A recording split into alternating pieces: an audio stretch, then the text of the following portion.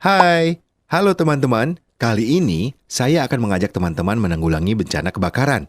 Yuk, pernah melihat kebakaran secara langsung? Atau pernah melihat di televisi? Pasti pernah ya? Nah, agar terhindar dari bahaya bencana kebakaran, Anda perlu mengetahui beberapa hal yang perlu diperhatikan setiap saat, baik di tempat tinggal maupun tempat Anda bekerja. Apa sih yang dimaksud dengan kebakaran? Kebakaran adalah situasi di mana bangunan pada suatu tempat seperti rumah atau pemukiman, pabrik, pasar, gedung, dan lain sebagainya dilanda api yang menimbulkan korban dan atau kerugian. Pasar Klewer, yang merupakan pasar tekstil terbesar di Jawa Tengah, tidak bisa terhindar dari keganasan si jago merah. Kebakaran yang terjadi pada tahun 2014 ini melahap ribuan kios milik pedagang batik, busana, dan lain sebagainya. Kerugian akibat kebakaran tersebut ditaksir mencapai triliunan rupiah. Penyebab kebakaran ini, menurut Kapolda Jawa Tengah, diakibatkan oleh adanya korsleting listrik. Apa yang harus dibiasakan agar terhindar dari bahaya bencana kebakaran?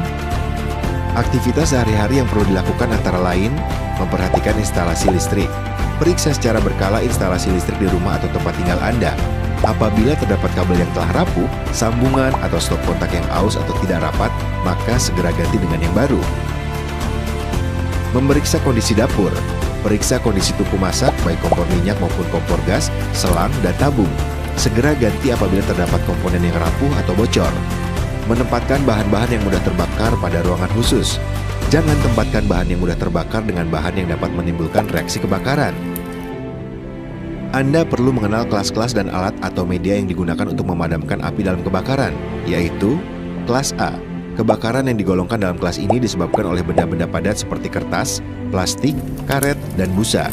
Media pemadaman yang bisa digunakan antara lain air, pasir, karung goni yang dibasahi, dan alat pemadam kebakar atau apar, atau racun api tepung kimia kering.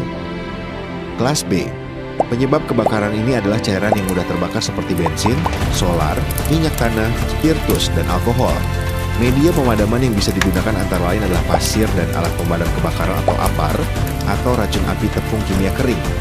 Dilarang memakai air untuk jenis ini, karena malah bisa mempercepat rambatan lidah api. Kelas C. Penyebab utamanya adalah listrik.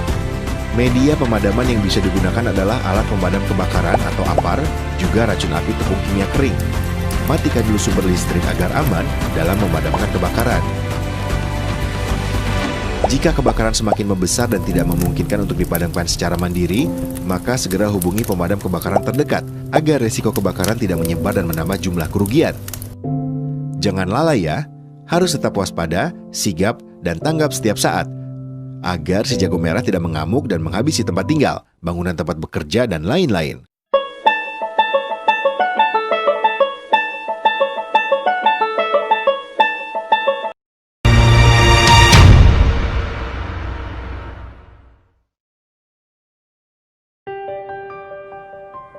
Hai teman-teman, kali ini saya akan mengajak teman-teman semua mengenal salah satu bencana alam cuaca ekstrim yang bisa saja terjadi sewaktu-waktu.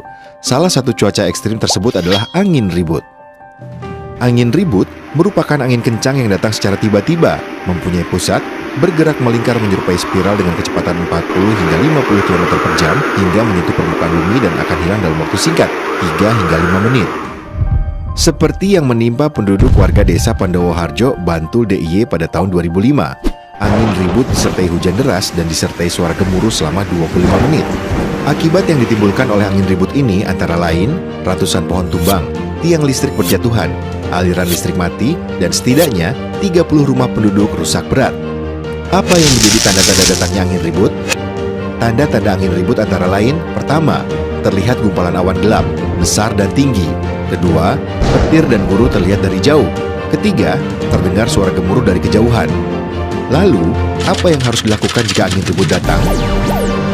Jika Anda sedang berada di dalam rumah, maka sebaiknya membawa masuk barang-barang ke dalam rumah agar tidak terbawa angin. Menutup jendela dan pintu, kemudian dikunci. Mematikan semua aliran listrik dan peralatan elektronik. Mencari informasi dari pihak yang berwenang untuk mendapatkan informasi terbaru dan petunjuk lainnya. Sedangkan jika Anda sedang berada di luar rumah, maka segera masuk ke dalam rumah atau bangunan yang kokoh.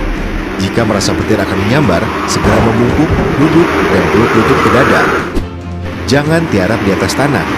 hindari bangunan yang tinggi, tiang listrik, papan reklame, dan lain sebagainya. Kita tidak bisa menghindar begitu saja dari bencana alam, termasuk angin ribut, karena kita sendiri merupakan bagian dari alam tersebut. Yang bisa dilakukan adalah mengurangi risiko bencana dengan tanggap, tangkas, dan tangguh. Sampai berjumpa di program yang lain.